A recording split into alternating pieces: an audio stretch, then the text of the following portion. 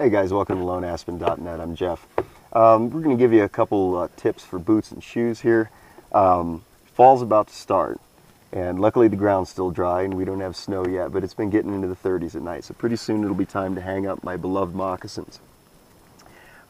These moccasins are custom made to fit my foot, and that's the one, I don't wear socks with them because they fit my foot so perfectly. And that's really when socks started to become important with footwear, is when the cobbler stopped doing his job. Wool socks are expensive, but I buy mine military surplus. They don't fit my foot perfectly right. They're not soft or cozy or super comfy, but they're very durable. They're 100% wool, and they're dirt cheap. The thing about, custom-made footwear is that nobody does it anymore, really. Like, say this boot, for example. Whether it's size 13 or a size 6, in proportion from one measurement relative to another, it's going to be really the identical size. But not everybody's foot is the same. These boots are brand new, so I am not going to take them on a long hike. I've been wearing them around the trucks and around base camp, trying to get them broke in. If you take a brand new pair of boots out on a long hike, whether you're hunting or whatever it is you're doing, that is a mistake you will make only once, I assure you. So I'm trying to get these broke in before I really take them out on the trail and before the cold weather hits. Getting a pair of shoes that fit you perfectly is everyone's foot is different.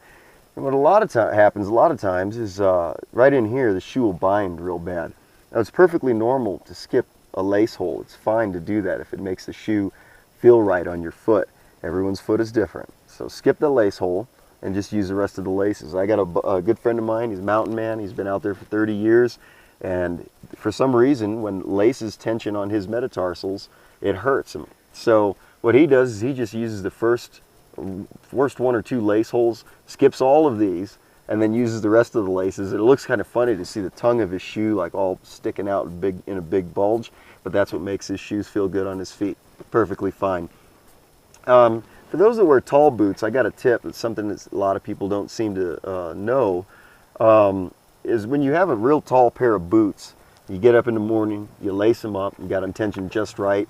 After you walk for a few miles, the laces may retension themselves, and then suddenly you'll find them binding here and then real loose in the tongue or loose up here. And there's an old trick to be able to fix that, and you unlace it to just above or below the point where the lace starts to bind. You play with it a little bit and you'll figure out what works for you. And you take the lace and you wrap it around itself 3-4 times, doesn't matter. And that's the beginning of what you call a surgeon's knot or a timber hitch knot, which are both friction knots. So you draw that down and then you just continue lacing the boot as normal. And the thing about a friction knot is the rope binds on itself. And so what you'll find is that, once it's all laced up, the laces won't automatically retension themselves. Now, a word on shoelaces. We carry about 200 feet of 550 or paracord on us when we got our packs on. This is the only kind of rope we carry with us. For those of you that don't carry rope and you ask, well, what would I really need rope for? If you had to ask, you might never know. If you guys that were in the military, you know what this is. Some of you have probably tried to do a bow drill using your shoelace and you broke it. And a couple of you are laughing right now because I know you did it because you ran the bow drill at a funny angle.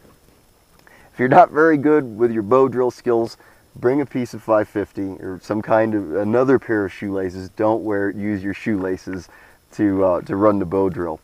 But when you do need to make a pair of replacement shoelaces out of nylon cord, because nylon, it slips on itself. This stuff in particular, what you want to do is remove the inner core.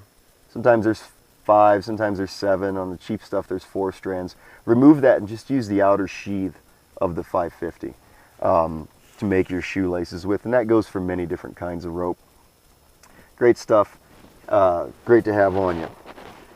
So, hope you found this tip helpful, and thanks for stopping by. We'll see you out there.